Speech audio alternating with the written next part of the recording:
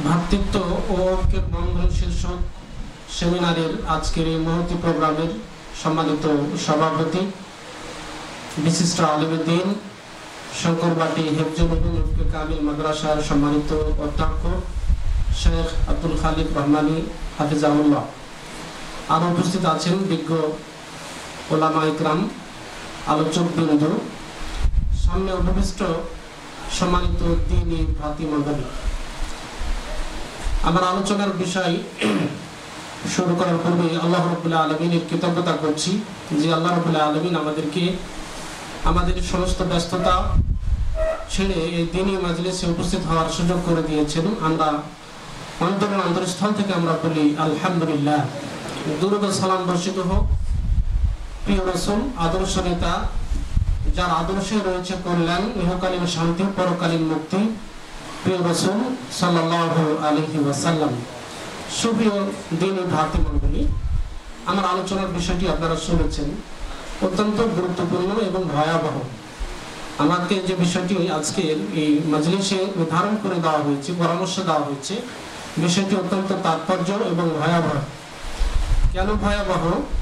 যে গীবত শব্দ, এই অপরাধটি এটি ছোট গুনাহ নয়, এটি কাবিরা গুনাহ। আর কাবিরা এমন একটা গুনাহ যে গুনাহগুলো অটোমেটিক ক্ষমা হয় না, স্পেশালি তওবা ছাড়া। এমন কিছু পাপ আছে যে পাপগুলো সগীরা গুনাহ, এই পাপগুলো ভালো কাজের দ্বারাতে অটোমেটিক মাফ হয়ে যায়। আপনারা জানেন এই যে আমরা বিভিন্ন প্রতিষ্ঠানে শিশির ক্যামেরা আছে, তার 1 মাস বা 1.5 মাস একটা নির্দিষ্ট সময় থাকে, পূর্বের ভিডিওগুলো ডিলিট হতে থাকে। তো সগীরা গুনাহগুলো ভালো কাজের দ্বারাতে ডিলিট হয়ে যায়। যেমন আপনারা জানেন আল্লাহ সুবহানাহু ওয়া তাআলা সূরা আন-নিসার 31 নম্বর আয়াতে বলছেন, ইন তাজতানিবু কাবায়িরা মা তুনহাউনা আনহু নুকাফির আনকুম সাইয়্যাতিকুম। আল্লাহ বলছেন তোমরা যদি কাবিরা গুনাহ থেকে বেঁচে থাকো, তোমাদের সাগীরা গুনাহগুলো মাফ করে দেব। ওয়ানুদখিলুকুম মুদখালান কারীমা, আর তোমাদেরকে সম্মানিত জায়গাতে প্রবেশ করাবো, তথা জান্নাতে। তো দেখুন, গীবত শব্দটি কাবিরা গুনাহ। সুতরাং এই যে কাবিরা গুনাহ এমনিতে ক্ষমা হবে না, সাগীরা গুনাহ ক্ষমা হয়ে যাবে, কাবিরা গুনাহ থেকে বেঁচে থাকতে হবে। আবার যেমন ভালো কাজ আছে, যেমন আল্লাহ রাসূল সাল্লাল্লাহু আলাইহি ওয়াসাল্লাম বলছেন যে ইত্তাবি সাইয়্যাতাল হাসানা, খারাপ কাজ হয়ে গেছে ভালো কাজ করো, তামহাউহা, ভালো কাজ, ওই খারাপ কাজগুলো, মন্দ কাজগুলো মিটে যাবে, সাগীরা গুনাহগুলো মিটে যাবে। এরপরে আমরা যদি হাদিসের কিতাবগুলোতে দেখি, কিতাবুত তাহারা, ওযুর অধ্যায়টা দেখি, অনেক হাদিস। আল্লাহ রাসূল সাল্লাল্লাহু আলাইহি ওয়াসাল্লাম বলছেন যে ব্যক্তি ভালোভাবে ওযু করলো, এই ওযু করার ওযুর পানির সাথে মাআল মাই আও মা আখির কতরিল মা, ওযুর পানির সাথে অথবা ওযুর পানির শেষ ফোঁটার কাছে মুখের যে গুনাহ ঝরে যায়, যে হাতের যে গুনাহ ঝরে যায়, পায়ের যে গুনাহ ঝরে যায়, এইভাবে ভালো কাজের দ্বারাতে সাগীরা গুনাহগুলো মাফ হয়ে যায়। এরকম অনেক ঘুরি প্রমাণ আছে। আর একটি প্রমাণ দেখুন, রাসূলুল্লাহ সাল্লাল্লাহু আলাইহি ওয়াসাল্লাম বলছেন যে সালাতুল খামস ওয়াল জুমআতু ইলাল জুমআ, রমজান ইলা রমজান, এই যে 5 ওয়াক্ত নামাজ, এক জুমা থেকে আরেক জুমা, এক রমজান থেকে আরেক রমজান, এর মাঝে যে সাগীরা গুনাহগুলো রয়েছে, এই কাজগুলো আদায়ের দ্বারাতে কি হয়ে যায়? মাফ হয়ে যায়। তো এইভাবে সাগীরা গুনাহগুলো অটোমেটিক ডিলিট হয়ে যায়। বিপদ আপদের মাধ্যমে সাগীরা গুনাহগুলো ডিলিট হয়ে যায়। কিন্তু মনে রাখতে হবে, কাবিরা যে গুনাহগুলো, এগুলো স্পেশালি তওবা ছাড়া ক্ষমা হবে না। তো গীবত হলো কাবিরা গুনাহ, সুতরাং এটা একটা ভয়াবহ, যেটা স্পেশালি তওবার মাধ্যমে ক্ষমা হবে। এরপরে এই গীবতের মাধ্যমে ইরজুল মুসলিম, মুসলমান ভাইয়ের সম্মান হানি করা হয়। আপনারা জানেন, কারো সম্মান মাল আত্মসাৎ করে নেওয়া, কাউকে আপনার আঘাত করা, কারো মাল লুণ্ঠন করা, কাউকে শারীরিক আঘাত করা, এটা যেমন হারাম, কারো সম্মান হানি করাটাও ইসলামে হারাম। একই কথা, একই ভাষায় আল্লাহ নবী বলেছেন বিদায় হজের ভাষণে, মিলাদে বক্তব্য দিতে গিয়ে একই কথা তিনি সতর্ক করেছেন, আল মুসলিম আখুল মুসলিম, এক মুসলমান এক অপর মুসলমান ভাই, লা ইয়াজলিমুহু, তাকে জুলুম করবে না, ওয়ালা ইয়াখজুলুহু, তাকে অপমান করবে না, অপদস্থ করবে না। এরপর শেষাংশে তিনি বলছেন যে আল মুসলিম আল হারামুহু মালুহু ওয়া দামুহু ইরজু, একজন মুসলমান আরেকজন মুসলমান হারাম হলো তার মাল লুণ্ঠন করা, তাকে আঘাত করা, তার সম্মানহানি করা। তো সুপ্রিয় দ্বীনী ভাই, এই যে গীবতের মাধ্যমে সম্মানহানি হয়, এটা একটা, এই জন্য এই গীবতটা হলো একটা ভয়াবহ। শুধু তাই না, এই গীবত এমন একটা জিনিস যে গীবত মানুষের দোষ চর্চা করা হয়। অথচ ইসলাম কি বলে দেখুন, সহিহ মুসলিমের হাদিস, আল্লাহ নবী বলছেন মান সাতারা মুসলিমান সাতারাহুল্লাহু ফিদ দুনিয়া ওয়াল আখিরাহ, কেউ যদি কোনো মুসলমানের দোষকে গোপন করে, ঢেকে রাখে, আল্লাহ রাব্বুল আলামিন তার দোষকে পৃথিবীতে এবং পরকালে তার দোষকে ঢেকে রাখবেন। বলুন সুবহানাল্লাহ। তাহলে দেখুন, গীবাতের মাধ্যমে মানুষের দোষ চর্চা করা হয়। ইসলাম বলছে তার দোষকে ঢেকে রাখো, যদি ঢেকে রাখো তাহলে এই ফজিলত আছে।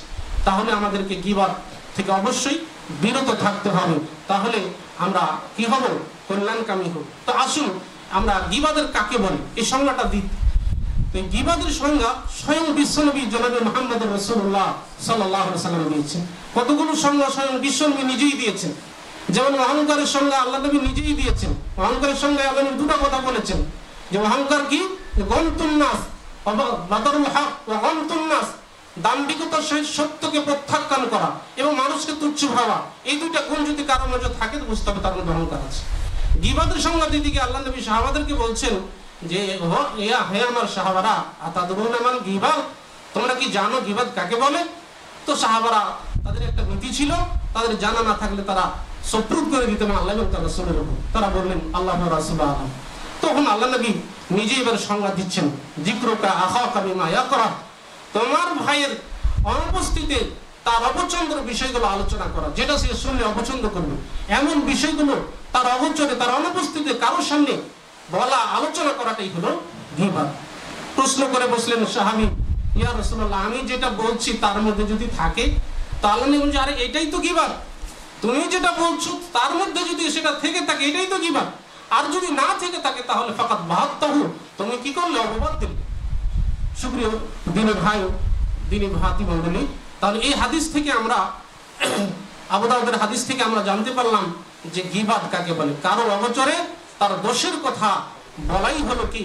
গীবাত। এই গীবাতের শাস্তি সম্পর্কে যদি আমরা লক্ষ্য করি, অনেক ভয়াবহ শাস্তি রয়েছে। সূরা হুজরাতের 12 নম্বর আয়াতটি যদি আমরা দেখি, প্রসিদ্ধ আয়াত, আল্লাহ রাব্বুল আলামিন কি বলছেন? ওয়ালা ইয়াক্তাব বাযুকুম বাযা, তোমরা একে অপরের গীবাত করবে না। আইয়ুহিব্বু আহাদুকুম আইয়াকুলা লাহমা আখিহি মাইতান, তোমরা কি ভালোবাসো, তোমরা কি পছন্দ করো তোমার মৃত ভাইয়ের গোশত খাবে? সুপ্রিয় দর্শক, একটু দেখুন তো, কেউ যখন মারা যায় অনেক মানুষ আছে ভয় পেয়ে যায়, তার কাছে থাকতে চায় না, কবরে নামতে চায় না। অথচ আল্লাহ বলছেন যারা গীবাত করে তার মৃত ভাইয়ের গোশত খায়। কত ভয়ানক, কত জটিল শব্দ দিয়ে আল্লাহ রাব্বুল আলামিন উপমা দিয়েছেন, কত ঘৃণিত শব্দ দিয়ে উপমা দিয়েছেন আল্লাহ রাব্বুল আলামিন, যে তোমার মৃত ভাইয়ের গোশত কি কেউ পছন্দ করো? কেউ পছন্দ করে। তো এই গীবাত যারা করে, এই আয়াত থেকে আল্লাহ যেটা বোঝাতে চাইলেন, সেজন্য মৃত ভাইয়ের গোশত ভক্ষণ করবো। সুতরাং গীবাতের এটা একটা ভয়াবহ। শুধু তাই না, আমরা রাসূলুল্লাহ সাল্লাল্লাহু আলাইহি ওয়াসাল্লামের মেরাজের সেই হাদিস, একটি হাদিসের প্রতি যদি আমরা লক্ষ্য করি, নবী আনাস রাদিয়াল্লাহু আনহু বলছেন, রাসূলুল্লাহ সাল্লাল্লাহু আলাইহি ওয়াসাল্লাম বলছেন, লাম্মা উরিজা বি, যে আমাকে যখন মেরাজে নিয়ে যাওয়া হলো, মারারতু বিকওমিন, আল্লাহ নবী বলছেন আমি কিছু লোকদের পাশ দিয়ে অতিক্রম করলাম, লাহুম আজফারুম মিন মুহাসিন, যে তাদের দেখলাম বড় বড় নখ, তাদের বড় বড় নখ, পিতলের নখ, ইয়াখমিসুনা উজুহাহুম ওয়া সুদুরাহুম, তারা তাদের এই বড় বড় নখ দিয়ে তাদের চেহারা এবং তাদের শরীরে তারা কি করতেছে? আঘাত করতেছে, খামচাইতেছে। তো আল্লাহ নবী জিজ্ঞাসা করলেন, মান হাউলাই, এরা কারা? তো আল্লাহ নবীকে বলা হলো, জবাব দেওয়া হলো, হাউলাই আল্লাযীনা ইয়াকুলুনা লুহুমান নাস, ওরা তারাই যারা মানুষের গোশত খেত। মানুষের গোশত খেত মানে তারা গীবাত করত। সুপ্রিয় দর্শক বন্ধু, তাহলে দেখুন গীবাত কত ভয়াবহতা, কত ভয়াবহতা। সুতরাং এই গীবাত থেকে আমাদের যে কোনো মূল্যে বেঁচে থাকার চেষ্টা করতে হবে। এরপরে গীবাতের মাধ্যমে ভালো নেকিগুলো, এই নেকিগুলো কমে যায়, নেকি কমিয়ে দেওয়া হয় গীবাতের মাধ্যমে। কিয়ামতের দিন যে আল্লাহ রাব্বুল আলামিন হিসাব নেবেন কিসের মাধ্যমে? তো গীবাত যারা করবে, ক্ষমা না নিবে, কিয়ামতের দিন তাদের এই নেকি দিয়ে তাদেরকে বিচার করা হবে। এরপরে গীবাত এমন একটা জিনিস, আল হিরমান মিন দুখুলিল জান্নাহ বিসুহুলা, মুহাদ্দিসিন ইকরাম বলছেন যে গীবাত এমন একটা জিনিস, যে জিনিসের মাধ্যমে মানুষ সহজেই মানে জান্নাত থেকে মাহরুম হয়ে যায়, জান্নাত মানে জাহান্নামে প্রবেশ করবে। কতগুলো জিনিস আছে সহজ, যেমন টাকনুর নিচে মানে প্যান্ট লুঙ্গি পরিধান করা, এটা কি সহজেই জাহান্নামে যাওয়ার একটা পথ। আমরা যদি চেষ্টা করি যে টাকনুর নিচে প্যান্ট পাজামা পরবো না, পারবো, এটা একটা সহজ বিষয়। তো এই গীবাত এমন একটা বিষয় যে গীবাতের মাধ্যমে মানুষ সহজেই জান্নাত থেকে মাহরুম হয়, জাহান্নামের পথ সহজ হয়ে যায়। সুতরাং এই গীবাত থেকে বেঁচে থাকতে হবে। আসবাবুল গীবাত, গীবাত কেন হয়, এর কারণ কি? এই ব্যাপারে বিজ্ঞ উলামা ইকরাম বলছেন যে 1 নম্বরে জওয়াবুল ঈমান, যাদের ঈমান দুর্বল তাদের দ্বারাতে এই গীবাত সংগঠিত হয়ে থাকে। সুতরাং ঈমানকে মজবুত করতে হবে। 2 নম্বরের কারণ হিসেবে তারা বলছেন যে মুসাহাবাতুস সু, যাদের বন্ধু হলো খারাপ, যাদের সাথে যারা উঠাভিসা করে, যাদের সাথে চলাফেরা করে, তাদের সেই খারাপ বন্ধুর কারণে মানুষ এই গীবাত পরিচর্যায় জড়িয়ে পড়ে। সুতরাং আমাদেরকে ভালো বন্ধুর সাথে সম্পর্ক গড়ে তুলতে হবে। আবু দাউদের হাদিস, রাসূলুল্লাহ সাল্লাল্লাহু আলাইহি ওয়াসাল্লাম বলছেন, আল মারউ আলা দীনি খলিলি ফালইয়ানজুর আহাদুকুম মান ইউখালিল। আল্লাহ নবী বলছেন যে মানুষ তার বন্ধুর চরিত্রের উপর থাকে, মানুষ তার বন্ধুর চরিত্রের উপর সে থাকে। অতএব ফালইয়ানজুর আহাদুকুম, তোমাদের কেউ যেন লক্ষ্য করে কার সাথে সে বন্ধুতালি করছে, কার সাথে চলছে। সুতরাং বন্ধু, যে বন্ধুর মাধ্যমে আমার দিন পুনর্জিত হবে, আমাকে ভালো কাজগুলো স্মরণ করিয়ে দিবে, তার সাথে আমাকে চলাফেরা করতে হবে। কারণ অন্য হাদিসে এসেছে আল মারউ মা মান আহাব্বা, মানুষ তার সাথে থাকবে যাকে সে ভালোবাসে। হাদিসে এসেছে সূরা কোরআনুল কারীমে এসেছে সূরা যুখরুফে, আল আখিল্লাউ ইয়াওমা ইযিন আদুউন ইল্লাল মুত্তাকিন। পৃথিবীতে যে একে অপরের বন্ধু, এরা কিয়ামতের দিন শত্রু হয়ে যাবে, ইল্লাল মুত্তাকিন। তবে মুত্তাকিন যারা পরিষ্কার বন্ধু, পরিষ্কার ব্যক্তি, তারা কিয়ামতের দিন শত্রুতে রূপান্তরিত হবে না। সুতরাং গীবাত এর হওয়ার অন্যতম একটা কারণ হলো খারাপ বন্ধু, এটাও আমাদের লক্ষ্য রাখতে হবে। এরপরে গীবাত করার আরো একটা কারণ মুহাদ্দিসিনে কেরাম উল্লেখ করেছেন যে সময়কে গুরুত্ব না দেওয়া। আজকে আমরা আল্লাহ রাসূল সাল্লাল্লাহু আলাইহি ওয়াসাল্লাম বলছেন যে মানুষ 2টা বিষয় খুব উদাসীন, 2টা বিষয় মানুষ উদাসীন থাকে। একটা হলো আসিহাতু ওয়াল ফারাগ, সুস্থতা এবং অবসর সময়। মানুষ যখন সুস্থ থাকে তখন সুস্থতার মূল্যায়ন করে না, যা ইচ্ছা তাই করে। আর যখন মানুষ অবসরে থাকে তখন মানুষ এই অবসরের মূল্য দেয় না। যখন আমরা অবসরে থাকি তখন মানুষ কিন্তু গীবাত পরিচর্যায় লিপ্ত হয়। সুতরাং আমাদের সময়কে মূল্যায়ন করতে হবে। এরপরে এবার অনেক হাদিস এসেছে, সময় শেষের দিকে আমি চলে এসেছি। এই গীবাত সম্পর্কে সবচেয়ে গুরুত্বপূর্ণ যে একটি আলোচনা, সেটি হলো গীবাত কি কি কারণে করা যায়। এই গীবাত কি কি কারণে করা যায় এটাও আমাদের জানা দরকার। আমরা অনেক সময় আমাদের অনেক খতিবগণ বা অনেকে আলোচনা করে গীবাতের ভয়াবহতা, কিন্তু কি কি ক্ষেত্রে গীবাত করা যায় এটাও কিন্তু একটা গুরুত্বপূর্ণ বিষয়। প্রতিকারগুলো আলোচনার সাথে সাথে আমাদের বলে দেওয়া উচিত বা জানা উচিত। তো এই গীবাত কি কি কারণে করা যায় এই ব্যাপারে ইমাম নববী রাহমাতুল্লাহ আলাইহির একটি গ্রন্থ রিয়াদুস সালিহিন, সুপরিচিত গ্রন্থ, সবাই জানি। এই রিয়াদুস সালিহিনে আল্লামা ইমাম নববী রাহমাতুল্লাহ আলাইহি প্রায় 6টা কারণ উল্লেখ করেছে।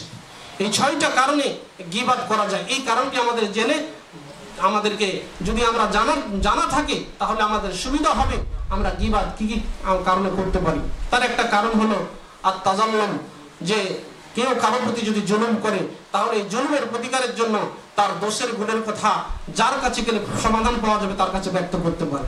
তারপরে আরেকটা কারণ হিসেবে তিনি উল্লেখ করেছেন আল ইস্তিফতা, ফতোয়া তলব করার জন্য, ফতোয়া জানার জন্য, যার কাছে মুফতির কাছে কারো দোষের কথা সেখানে তিনি ব্যক্ত করতে পারেন। এরপরে 3 নম্বর কারণ হিসেবে আল্লামা ইমাম নববী রাহমাতুল্লাহ আলাইহি তিনি বলছেন যে তাহজিরুল মুসলিমিনা মিনাশ শাররি, মুসলমানদেরকে খারাপের প্রতি সতর্ক করার জন্য। এই পয়েন্টটি খুব ইম্পর্টেন্ট পয়েন্ট। কেউ ধরুন খারাপ গীবাত, তখন এটা জায়েজ আছে যে কোনো মুসলমানকে সতর্ক করার জন্য, কোনো মুসলমানকে সতর্ক করার জন্য যে সে তার কাছে গেলে সে ক্ষতিগ্রস্ত হবে, তার কাছে ইলম শিখতে গেলে সে বেদাতি হবে, তার কাছে সেই স্থানে গেলে সে শিরক করবে ইত্যাদি। এরকম উল্লেখযোগ্য কারণে সতর্ক করা এটা এক্ষেত্রে জায়েজ আছে। তাহজিরুল মুসলিমিনা মিনাশ শাররি, যে মুসলমানদেরকে সতর্ক করা। এমন অনেক দলিল এসেছে। তার একটি দলিল ফাতিমা বিনতে কায়েস, যে প্রসিদ্ধ হাদিস, তিনি একদা নবী করিম সাল্লাল্লাহু আলাইহি ওয়াসাল্লামের কাছে এসে বলছেন, ইয়া রাসূলুল্লাহ, আমাকে 2জন ব্যক্তি প্রস্তাব দিয়েছে, আমাকে 2জন ব্যক্তি কি দিয়েছে? প্রস্তাব দিয়েছে বিয়ের। সেটা কি? মুআবিয়া এবং আবু জাহাম। তখন আল্লাহ নবী বলছে, আরে আম্মা মুআবিয়া ফাসালুকুম লা মাল লাহু, মুআবিয়া তো দরিদ্র মানুষ, সে গরিব মানুষ, তোমাকে কি খাওয়াবে? না, সেখানে চলবে না। তিনি এই কথা বলে বুঝাতে চাইলেন। ও আম্মা আবু জাহাম, আর আবু জাহাম কি? ফাজাররাবুল লিনিসা, সে তো স্ত্রীকে খুব পিটায়, স্ত্রীকে মারে। তো দেখুন এই হাদিসে আল্লাহ নবী কি দোষের কথা বললেন না? মুআবিয়া ত্রিভুন এই যে দোষের কথা তুলে ধরলেন, আবু জাহামের তিনি দোষের কথা তুলে ধরলেন। এই হাদিসটাই দলিল। আরো হাদিস এসেছে। তো এই তাহজিরুল মুসলিমিনা মিনাশ শাররি, আমার মুসলমানদেরকে সতর্ক করা। সুপ্রিয় দর্শক শ্রোতা বন্ধু, এরপরে আরো কিছু কারণ রয়েছে। ইজালাতুল মুনকার, খারাপ কাজ থেকে, প্রকাশ্যে খারাপ কাজ করছে সেটাকে দূরীভূত করার জন্য যার কাছে গেলে এই খারাপ কাজ থেকে বিরত হবে সেই তার গীবাত করা যায়। এইভাবে আল্লামা ইমাম নববী রাহমাতুল্লাহ আলাইহি 6টি কারণ উল্লেখ করেছেন, সেখানে আপনারা বিস্তারিত পাবেন, দেখে নেবেন। আমি আর সামনে অগ্রসর হচ্ছি না, সময় শেষ হয়ে গেছে। পরিশেষে আমি কথাগুলো একটু সময় সংক্ষেপের কারণে দ্রুত গতিতে বলার চেষ্টা করলাম। আশা করি আমরা এই গীবাত থেকে বেঁচে থাকবো। কারণ কি, এই গীবাত এমনিতে ক্ষমা হবে না, শুধু তওবা করলে ক্ষমা হবে না। যার কাছে আমরা যার গীবাত করেছি তার কাছে আমাকে ক্ষমা নিতে হবে, যেটা কঠিন। আরো একটি কথা আমাদের মনে রাখতে হবে, যে মারা গেছে তার কখন এই জীবিত ব্যক্তির চেয়ে মৃত ব্যক্তির গীবাত করাটা বেশি ভয়ানক। কেন? যে মারা গেছে তার কাছে ক্ষমা নেওয়ার সুযোগ থাকে না, কিন্তু জীবিত ব্যক্তির কাছে একটা পর্যায়ে ক্ষমা নেওয়ার সুযোগ হতে পারে। সুতরাং কেউ যখন মারা গেছে, বিশেষ করে তার গীবাত এবং জীবিত ব্যক্তিদের গীবাত আমরা অবশ্যই বিরত থাকবো। এর মাধ্যমে ভ্রাতৃত্ববোধ নষ্ট হয়, এর মাধ্যমে পরিবেশ নষ্ট হয়, এর মাধ্যমে হিংসা বিদ্বেষ সৃষ্টি হয়, এর মাধ্যমে অনেক সমাজে কলুষিত সৃষ্টি হয়। সুতরাং আজকের এই ভ্রাতৃত্বকে বন্ধন শীর্ষক যে আলোচনা, এটাকে অটল রাখতে হলে আজকের যে বিষয়, এই গীবাত থেকে অবশ্যই আমাদের বেঁচে থাকতে হবে। আল্লাহ রাব্বুল আলামিন আজকের এই প্রোগ্রামকে, আজকের এই অনুষ্ঠানকে যেন কবুল করেন, বলুন আল্লাহুম্মা আমিন। আল্লাহ রাব্বুল আলামিন আমাদের এই গীবাতের ভয়াবহ থেকে আমাদেরকে রক্ষা করুন, আল্লাহুম্মা আমিন। আজকের এই ভ্রাতৃত্ব বন্ধন ঐক্যের যে অনুষ্ঠান যেন সফল হয় সেই আশা ব্যক্ত করে আমার সংক্ষিপ্ত বক্তব্য এখানেই সমাপ্ত করছি। আসসালামু আলাইকুম ওয়া রাহমাতুল্লাহি ওয়া বারাকাতুহু।